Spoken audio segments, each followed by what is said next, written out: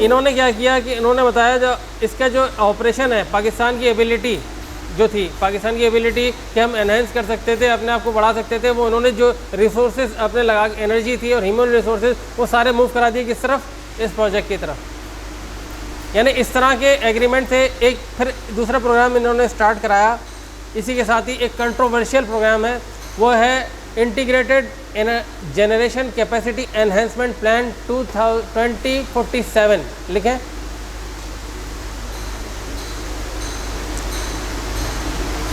Integrated generation capacity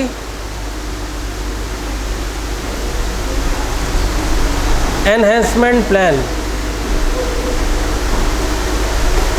2047।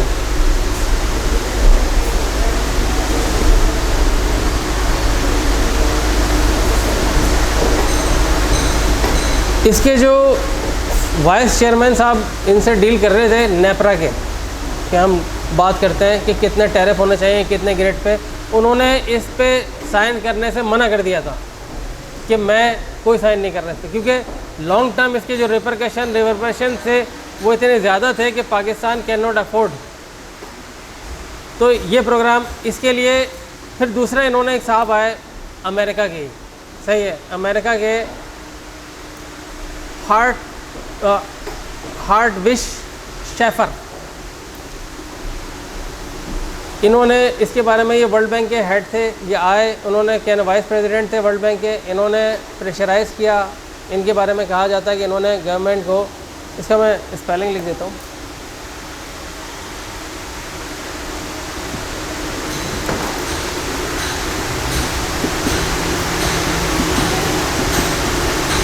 ये wig है लेकिन इसे पढ़ते विश है, हार्टविश शेफर, क्योंकि जर्मन है।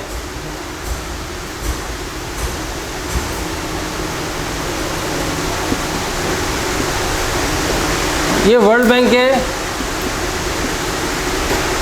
वाइस प्रेसिडेंट हैं।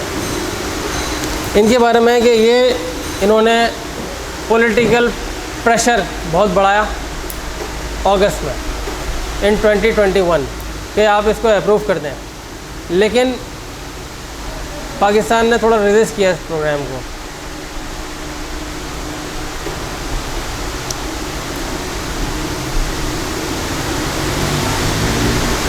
ये है, अच्छा, पाकिस्तान में जो इसकी हमारे पास अभी तक जो सोलराइजेशन हुई है, सोलराइजेशन की इतनी ग्रिड में तकरीबन नेग्लिजिबल के करीब, आप अगर उस पर इकोनॉमिक सर्वे ऑफ पाकिस्तान में देखेंगे तो आपको नज़र आएगा कि इकोनॉमिक सर्वे ऑफ पाकिस्तान में कितने परसेंट तक हमारा जो है इस नेशनल ग्रिड थ्रू सोलर हो रहा है और विंड एनर्जी से। लेकिन जितना भी हो जाए ट्रांसमिशन कैपेसिटी तो है नहीं।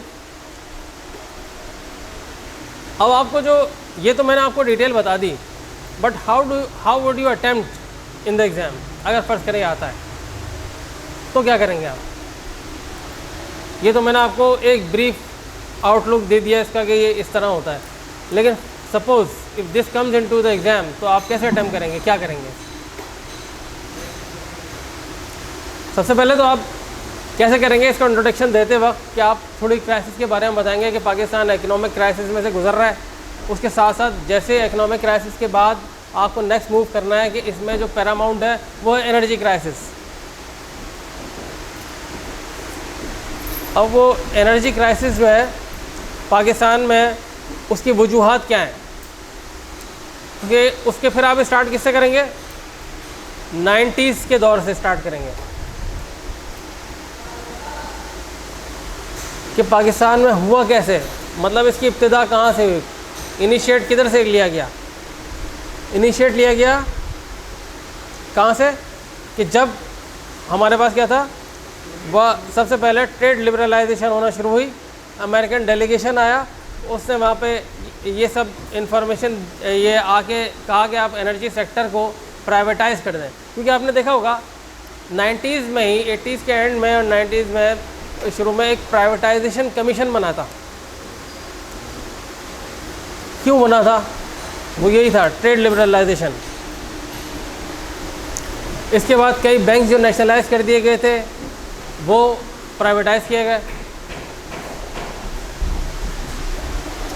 हबीब बैंक, MCB,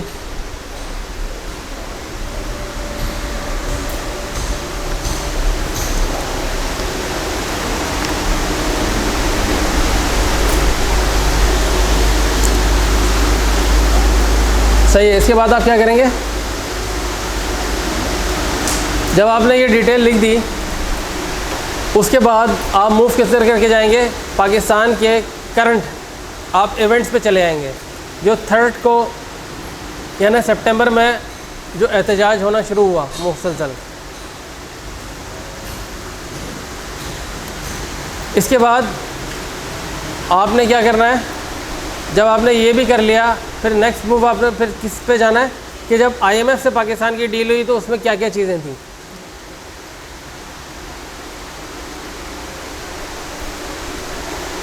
उसके बाद आप इसके प्रॉब्लम्स गिनवाएंगे सारी की सारी, जो मैंने पूरी डिटेल जिस तरीके से लेके चला था मैं आपको। उसके बाद जो सारे प्रॉब्लम्स हैं उसमें हमें क्या करना है, फिर उसके बाद कहाँ कहाँ हम आके ट्रैप करते जा रहे हैं।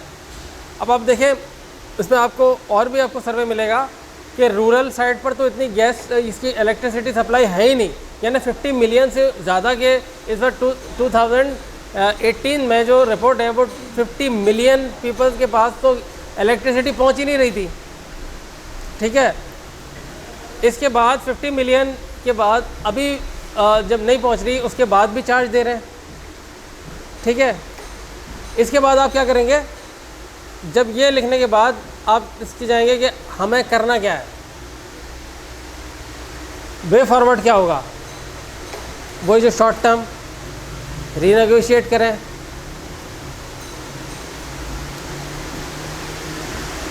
लॉन्ग टर्म, और अच्छा दूसरा रीनेगोशिएट करें, तीसरा जो इनके वो तमाम फ्यूल पावर्ड हैं उसको बतदरीज ग्रेजुअली ख़त्म करें, हाइड्रो इलेक्ट्रिसिटी की तरफ जाएं वापस।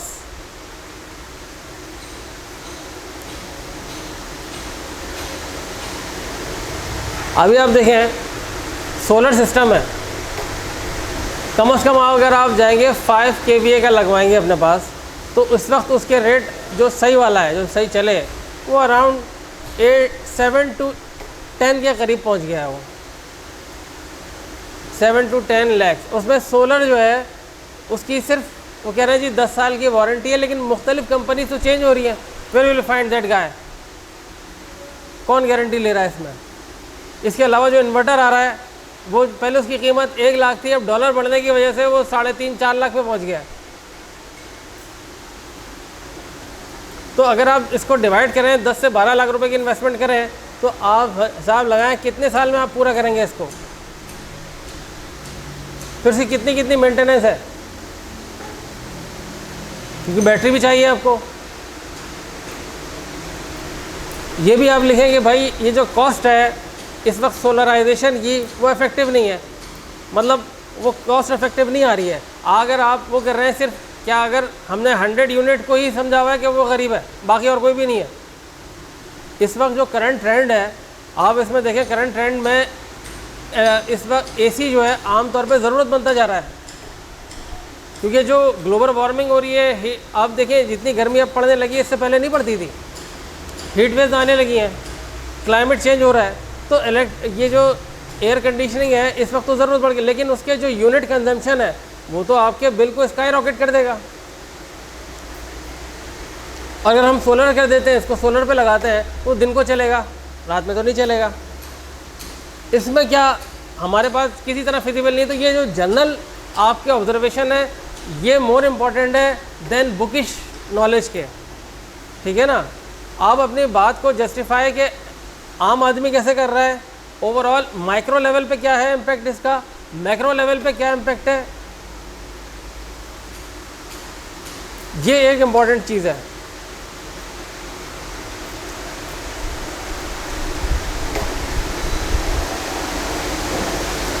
अच्छा, इसमें एनर्जी स्टैटिस्टिक्स एक होती है एनर्जी ऑडिट, नाम सुना है आपने? एनर्जी ऑडिट होता है।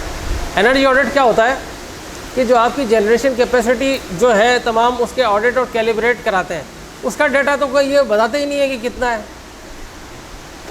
आज से 20 साल पहले अगर एक टर्म कहलाती है गॉन बियॉन्ड मैकेनिकल एज, इसका मतलब क्या होता है, एक्सपायर हो गए, उनकी जो मुद्दत थी, मतलब मैं कंप्यूटर लेता हूँ, ये 10 साल तक तो नहीं चलेगा, बीच में 10 दफ़ा ख़राब होगा, इसकी जो आज परफॉर्मेंस है वो 5 साल बाद परफॉर्मेंस नहीं होगी। इसको कौन मेजर करेगा कि कितने में वियर एंड टियर कितना हुआ है?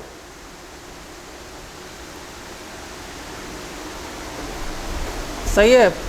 एक होता है, आपने देखा होगा हर जगह एनर्जी जो डिपार्टमेंट है वहाँ पे होता है इलेक्ट्रिक इंस्पेक्टर, पता है आपको ये बात? इलेक्ट्रिक इंस्पेक्टर का काम क्या है? इंस्पेक्शन करना कि आपका लोड कितना है, क्या है यहाँ पे लोड। इसके अलावा अच्छा तीसरी चीज़ जो सबसे इम्पोर्टेंट है वो है थेफ्ट। क्वार्टरली एडजस्टमेंट में हम थेफ्ट के पैसे भी पे करते हैं। जो चोरी हो रही है, जो कुंडा सिस्टम है, इसके पैसे भी कौन पे करेगा? जो पेइंग कस्टमर है, जो पे कर रहा है। जो नहीं कर रहा हो तो कर ही रहा है चोरी, जो कर रहा है उसका भाई, वो जो चोरी कर रहा है इसके पैसे भी आप भरो।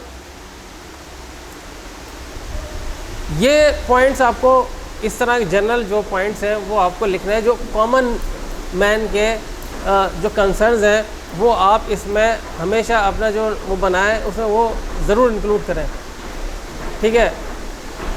जब मैं दे रहा था एग्ज़ाम तो उस वक्त क्या हुआ कि जो मैंने जो थीम प्रिपेयर की थी उसमें तो आया ही नहीं एक भी। अब जो नहीं आया तो मुझे क्या करना था कि मैंने कहा यार अब तो बड़ा मसला हो गया कि how will I do it. पहले तो क्योंकि जब आपके पास ही पेपर आएगा तो फर्स्ट टाइम आपको समझ में ही नहीं आएगा कि हो क्या रहा है, क्या हुआ, ये तो वो है ही नहीं जो मुझे याद था, जो मैंने प्रिपेयर किया है। फिर क्या करेंगे आप? तो आप 5 मिनट्स कुछ नहीं कीजिएगा, सिर्फ देखिएगा क्या हो सकता है इसमें, ठीक है।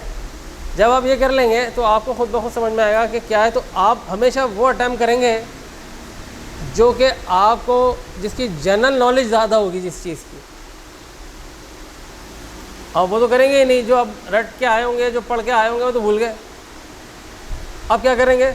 अब वो करेंगे आप जो आपको पता होगा, जिसकी आपने आम फहम इंफॉर्मेशन हासिल की होगी आम तौर पे,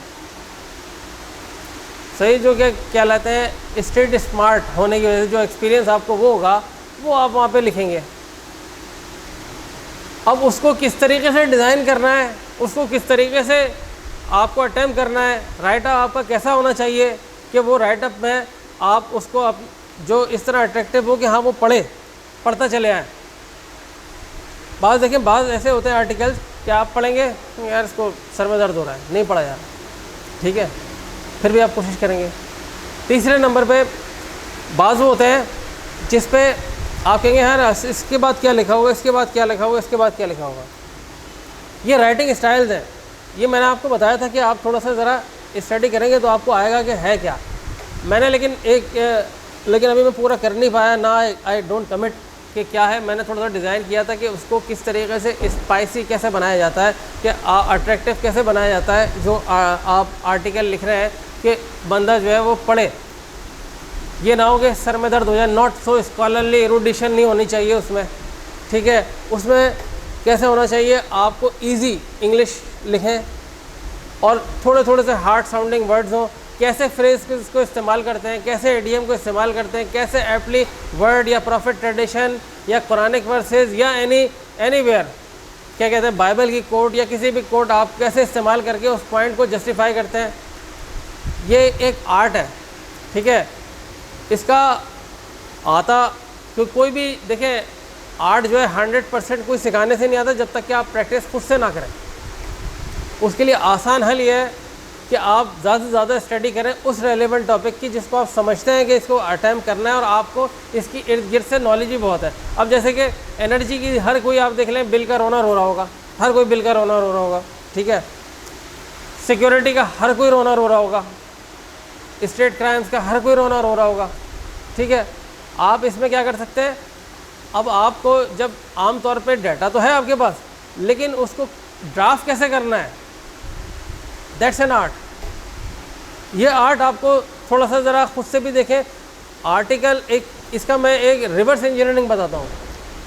आप कोई सा भी आर्टिकल उठा लें, अब आप आर्टिकल कहीं से भी उठाएं, डॉन से उठाएं, किसी से भी उठाएं, अब आप क्या करें, उसमें उसका इंट्रोडक्शन अलग करना शुरू करें, इसका मेन पॉइंट थीसिस अलग करना शुरू करें, ठीक है। जब ये थीसिस अलग करेंगे फिर उसके बाद उसकी जस्टिफिकेशन, उसमें कोट ये अलग करना शुरू करें, उसके फ्रेजेस देखें कितने किए उसने, कमेंट कितने दूसरों के डालें वो करना शुरू करें, फिर आखिर में कंक्लूजन से पहले वाला पैराग्राफ सेकंड वाला जो उसको तरफ लेकर जा रहा होता है, ट्रांजिशनल जो होता है, वो देखें वो उसने क्या लिखा है और उसका कंक्लूजन क्या दे रहा है, ये थीम, इसका फाइनल थीम क्या है, जो इंट्रोडक्शन में भी होगा और नीचे भी होगा। ये रिवर्स इंजीनियरिंग करेंगे थोड़ा सा आपका और ब्रॉडर होगा स्पेक्ट्रम।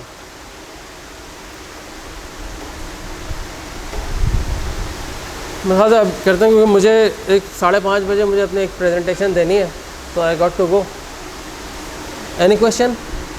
अच्छा, आपने जो आर्टिकल दिया था रिजवान साहब, मैंने उसको देख तो लिया लेकिन वो रह गया मेरे घर पे, तो मैं हो सकता है कि आई विल सेंड यू उस पर व्हाट्सएप पे, वरना पे मैं कोशिश करूँगा व्हाट्सएप पे कर दूँ आपको, क्योंकि नेक्स्ट टाइम आपको एक हफ़्ता पड़ेगा आने के लिए, ठीक है ना, ताकि आप देख लें। और जो मैंने आपको पॉइंट दिए थे वो आपने ऐड किए। उससे पहले जो पिछली दफ़ा मैंने आपको कहा था, आप लोगों को जिसने जमा कराया था, कि उसमें मैंने कुछ कहा था कि यहाँ ये मिस्टेक्स हैं और ये इस तरह आप इम्प्रूव कर सकते हैं, वो किया आप लोगों ने? आप लोग पहली क्लास में नहीं थे मेरे ख्याल से, पिछले में भी नहीं थे। मैंने फ़र्स्ट क्लास जो ली थी, इसमें आप थोड़ा सा समझ लें। देखिए, राइट, इसके दो तरीके होते हैं। एक तो तरीका ये होता है किसी को अप्रिशिएट करना और किसी को क्रिटिसाइज़ करना, ठीक है। हमारे यहाँ स्कूल ऑफ थॉट्स है। स्कूल ऑफ थॉट्स कैसे है कि आप जब मीडिया में, मीडिया हाउसेस को भी देखेंगे तो किसी एक पॉलिटिशियन को सपोर्ट कर रहा होगा, एक स्कूल ऑफ थॉट को सपोर्ट कर रहा होगा, दूसरे को उसको क्रिटिसाइज़ कर रहा होगा। ये कौन सा तरीका? अच्छा, अब आपको क्या करना है, क्योंकि ये तो है वर्बल कम्युनिकेशन। कितने तरीके की होती हैं? एक होती है वर्बल, जिसमें आप बोल रहे भी होते हैं और कई इशारे से भी आंखें को दिखाएंगे, गुस्सा दिखाने के लिए, कैसे भी, मतलब अपने आप को, जो आपका इनर मोस्ट फीलिंग्स हो, कम्युनिकेट करने के लिए, ठीक है। दूसरा तरीका क्या होता है? राइटिंग। तीसरा क्या होता है? फिर वीडियो बना के आप कम्युनिकेट करेंगे। ना आप वीडियो कर रहे हैं, ना आप ऑडियो कर रहे हैं, आप क्या कर रहे हैं? राइटिंग। राइटिंग का तरीकाकार क्या है? जैसे आपने रेडियो पे कभी क्रिकेट की कमेंट्री सुनी है या हॉकी की कमेंट्री सुनी है? कितनी डिटेल बता रहे होते हैं कि वो यहाँ इसकी बॉल इस तरफ गई, ये यहाँ पे खड़े हुए हैं लेग स्टंप की तरफ, और अगर आप उसको देखेंगे जो टीवी पे होगा वो वैसी कमेंट्री नहीं करता, ठीक है ना। वजह क्योंकि आप देख नहीं रहे होते, आप इमेजिनेशन कर रहे होते हैं। अब आपको क्या करना है? इमेजिन कराने की ज़रूरत है। कैसे? Through words. अब वर्ड में क्या करते हैं, जब किसी को क्रिटिसाइज़ करते हैं तो choice of words are very different. मैंने आप लोगों को एक बुक रिकमेंड की थी, कॉलिंस की वर्ड फॉर्मेशन, वो आपने देखी? किसने ली है अभी तक? आपने पढ़ी है कभी? आप लिखें कॉलिंस की वर्ड फॉर्मेशन।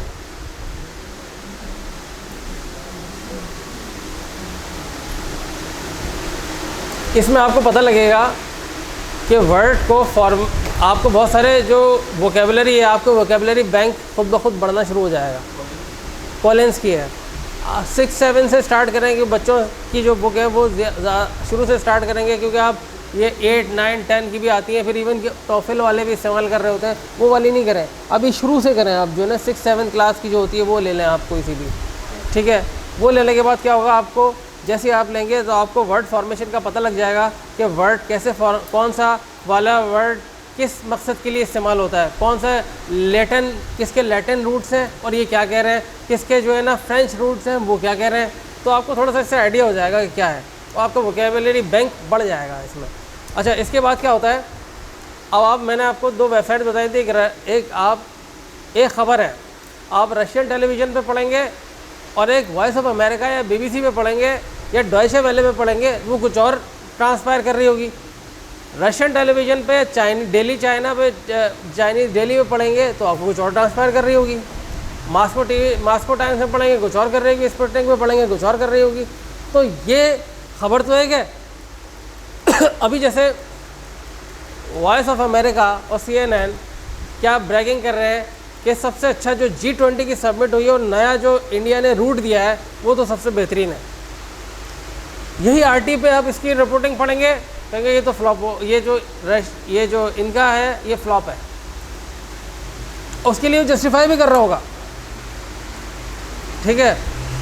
ये आप पढ़ें, हो सकता है ये आ भी जाए। अभी आप इसको देखें, इसको दोनों तरफ से पढ़ें। ये G20 सबमिट जियो पॉलिटिकली कैसे इंपॉर्टेंस रखती है, इसकी डिटेल आपको दोनों जगह से पढ़ें, ताकि अगर आ जाए तो आपके पास इन्फॉर्मेशन तो हो कि कहना क्या है।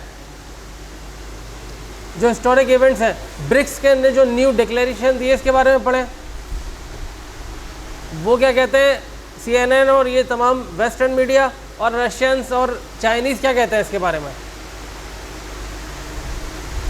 ठीक है ना। अच्छा, उनकी इसका क्रिटिसाइज करने का तरीका भी देखें। एक और मैंने कहा था, एक है द नेशन, लेकिन इसके मोस्टली जो होते हैं द नेशन अमेरिकन, ये वाला नहीं पाकिस्तानी, एक है द नेशन अमेरिकन, इसके ज़्यादातर ये सब्सक्रिप्शन होती है। इसकी जो राइटिंग स्टाइल है ये सबसे अच्छा है, क्योंकि लेफ्टिस्ट है, लेफ्ट सेंट्रिस्ट है।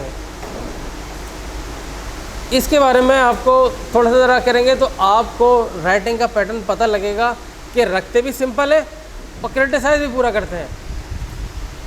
क्योंकि देखिए इंग्लिश हमारे यहाँ सेकंड लैंग्वेज है, ठीक है, it's not our mother tongue. हम इसको लर्न करते हैं, जब लर्न करते हैं तो हमारी प्रोफिशिएंसी वो नहीं होगी जो हमारी मदर टंग में है। हम मदर टंग को कैसे भी इस्तेमाल कर सकते हैं,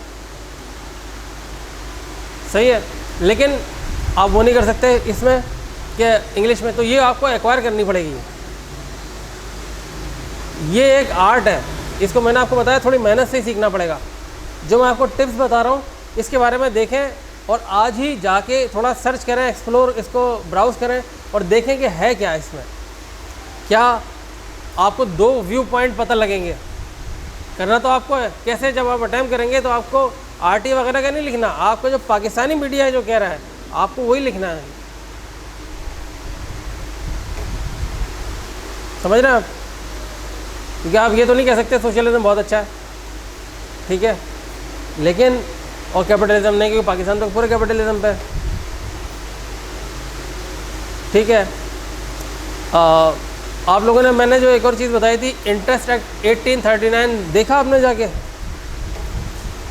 कोड पाकिस्तान पे जाके मिल जाएगा वेबसाइट पे, इंटरेस्ट एक्ट 1839 जो इस वक्त पाकिस्तान की असास है, ठीक है, मतलब इकोनॉमिक जितनी मॉनेटरी पॉलिसी है वो बेस्ड ऑन दैट है। मैंने कहा था आप लोगों से जो इकोनॉमिक क्राइसिस पढ़े थे कि उसके बारे में और डिटेल आप थोड़ा सा एक्सप्लोर करेंगे, आप लोगों ने की, या सिर्फ निशस्तन, गुफ्तन, बर्खास्तन यहाँ पढ़े, सुना, बस गए, भूल गए।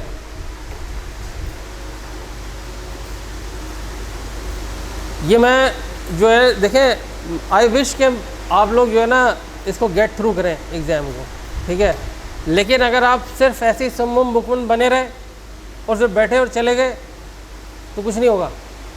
मैंने जो आपको जो बताया कि इडियम्स, फ्रेजेस कैसे इस्तेमाल करना है, अच्छा, बहुत सारी चीज़ जो मैंने देखी, जो राइटिंग में आई, मैंने जो नज़र से गुजरी बहुत सालों की, वो ये है कि ग्रामेटिकल बहुत एरर्स हैं, बहुत एरर्स हैं इसमें। आप टेंसेस को दोबारा रिविजिट करें। मॉडल वर्ब्स इस्तेमाल करने आते हैं आपको? कैन, कुड, मे, माइट कैसे इस्तेमाल होगा, शुड कैसे इस्तेमाल होगा, ये नहीं आते आप लोगों को। मैंने चेक किया, उसमें बहुत सारे में मिस्टेक्स हैं। इस्तेमाल तो हम सोचते हैं कि कर रहे हैं, लेकिन ऐसे होते नहीं है। इसको थोड़ा सा रिविजिट करें, नेट पे भरे पड़े हैं कोर्सेज, थोड़ा टाइम लगाएं। मतलब अगर करना है तो फिर 100% आपको उसमें जो है ना अपने आपको डेडिकेशन, डिवोशन के साथ करना है। और राइटिंग मैंने देखी है, लिखने का अटैम्प्ट करते हैं, नो डाउट कि यू हैव डन इट, लेकिन उसको improvement, there is a lot of the room for improvement is required, ठीक है ना। वहाँ बहुत इसकी ज़रूरत है कि आप लोग अपने इसमें इम्प्रूव करें राइटिंग स्किल्स को, क्योंकि आप उसको कैसे बताएंगे कि आपने कुछ लिखा है, आपने कुछ आता है, वो 2 लाइनें, उसके बाद ना टाइम नहीं होगा, क्योंकि वो हज़ारों में लोग अपियर हो रहे होते हैं और इतने सारी वो लेकर आता है। अपनी पूरी रूटीन भी है, फैमिली को भी देखना है, ऑफिस का काम भी करना है, ठीक है, उसके बाद पेपर भी चेक करने हैं।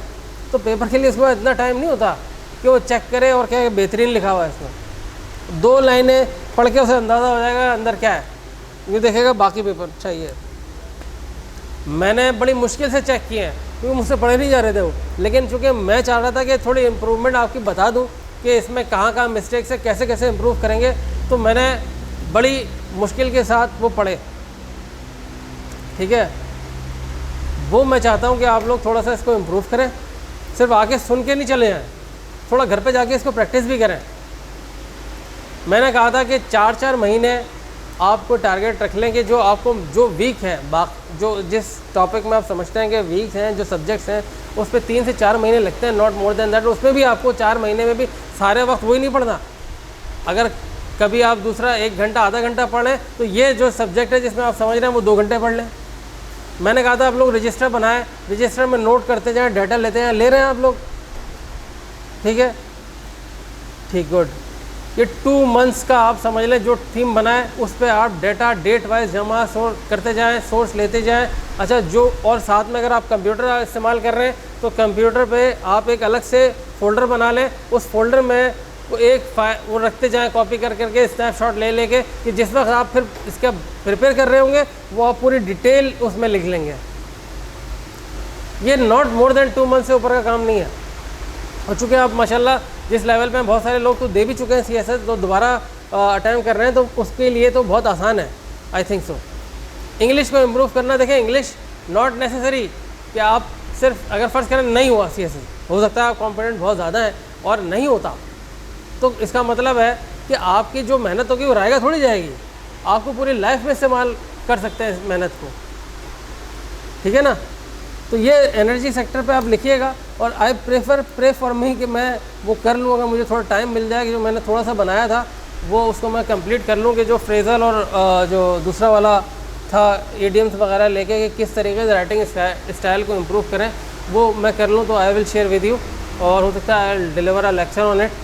तो बाकी जो हमने थीम बनाने थे, हमने कौन कौन से कर लिए? सबसे पहले सिक्योरिटी चैलेंजेस कर लिया, दूसरे नंबर पे ग्लोबलाइजेशन। अच्छा, अब आप सिक्योरिटी चैलेंजेस और globalisation, economic crisis, energy crisis, ये 4 हो गए। 4 ही मेन है जो जिसमें से सारा वो घूमता है पाकिस्तान की, जो कवर करते हैं। हाँ, तीसरा अगर आप करना चाहें, अगर आपकी इन्फॉर्मेशन है, तो आप जो पाकिस्तान फॉरेन रिलेशनशिप पे आप कर सकते हैं एक और, ठीक है, तो कोई सा भी आप इर्द गिर्द के देख लें। अभी अफगानिस्तान से मसला चल रहा है, हालांकि शुरू में अगर आप 2021 में जाएं तो कह रहे थे ये तो तालिबान, बहुत सारे पॉलिटिशियन ने क्लेम किया था तो हमने इनको अमेरिका को भगाया है, बट नाउ यू सी कि वो क्या है। इंडिया का आप देख लें कि जो न्यू उसका इंडिया का जो मंत्रा है वो क्या है, वो कहाँ चले गया, ठीक है। इसके अलावा ईरान कहाँ पहुँच गया इकोनॉमिकली। इस वक्त जो खित्ते में जो सबसे ज़्यादा, जो किसी ज़माने में पावरफुल था, न्यूक्लियर पावर थे, वो पाकिस्तान था, लेकिन वो पाकिस्तान जो है इस वक्त इसका स्टेटस क्या है पूरे खित्ते में, रीजन में आप देखें क्या चल रहा है।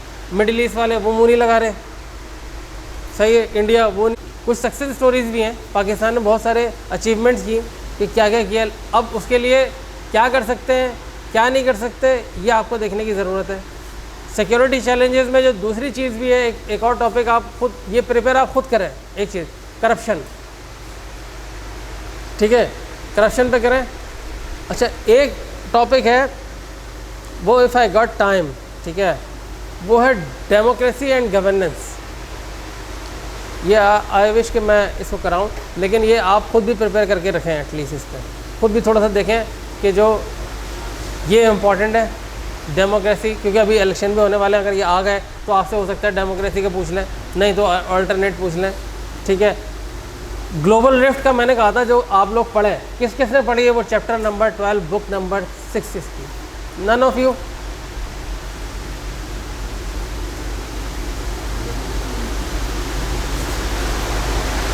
To bad.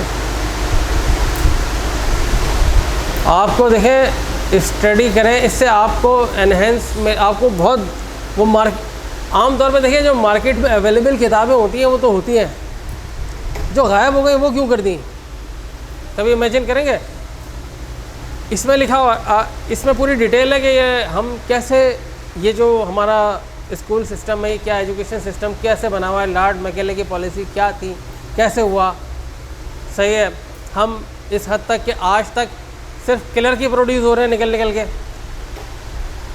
आप यहाँ तक आए हैं, अगर आप सिर्फ सिलेबस की किताबें पढ़ते हैं जिस पे लिखा होता है ENOE, errors and omission exempted, यानी उसमें गलतियाँ हो सकती हैं, आप उसे बस इग्नोर कर दीजिएगा, ठीक है। ये वाला सिलसिला है। एक किताब है मर्डर ऑफ हिस्ट्री बाय के अजीज़, ये आप पढ़ें, एजुकेशन के बारे में आपको डिटेल पता लग जाएगी क्या है, ठीक है। ग्लोबल रिफ्ट पढ़ें, ये तो मस्ट रीड बुक है। आप देखें, अगर आप सिर्फ सिलेबस पढ़ेंगे तो क्लर्क ही बनना है, क्योंकि वो डिज़ाइन इस तरह किया गया है। आपको इससे ऊपर उठना है, आपको ये बैरियर को ओवरकम करना है। तो बैरियर को ओवरकम करने के लिए आपको एक्स्ट्रा मेहनत करनी पड़ेगी।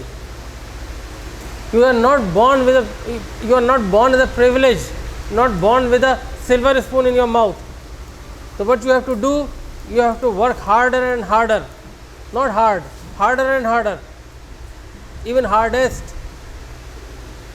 ये आप कैसे करेंगे? जब आपकी रीडिंग हैबिट्स चेंज होंगी, you will become a voracious reader. ये बुक्स आपको पता लगेगा, इनका जो राइटिंग स्टाइल है, जो मैंने दोनों बताया, दोनों क्रिटिसाइज़ करता है, ठीक है। क्रिटिसाइज़ करने के लिए जो इनके स्किल्स हैं, जो क्रिटिसाइजिंग की, वो बहुत बेहतरीन स्किल्स हैं। वो आप एक्वायर करें, वो आपको अच्छा लगेगा उसको पढ़ के।